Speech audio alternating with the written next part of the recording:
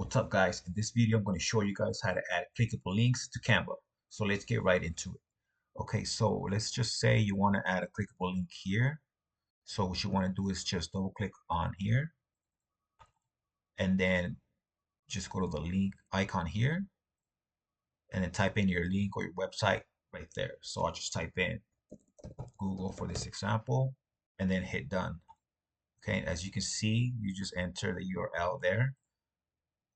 And then it's underlined. So if you want to remove the underline, just double click and go to the underline and punch on that, and then it remove the underline. If not, just leave it on. That's fine. Okay. And then another way to do it is just double click on here and go to the three dots, and then just go to edit link. Well, it will say link, but now since we already entered in the link, it says edit link. But it's the same thing. Just go to the three dots and hit the link, and then same thing. Just put your website URL or whatever you want link to in there, and then hit done.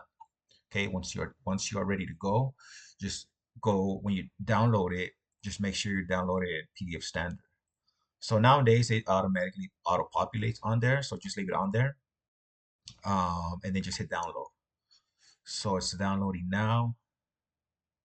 Okay, I'm just gonna go ahead and save it to my desktop for this example. And as you can see, it's on here. So open the PDF, and then as you can see, there's your link there. So when I click on it, it takes me to Google. Okay, and that's pretty much it, guys. So once again, double click on here. As you can see, it's already on there. I hit three dots, edit link, edit your link, and hit done. Okay, and that's pretty much it, guys. That's how to add clickable links to Canva. If this video helped you out, give it a like and subscribe. See you guys in the next one.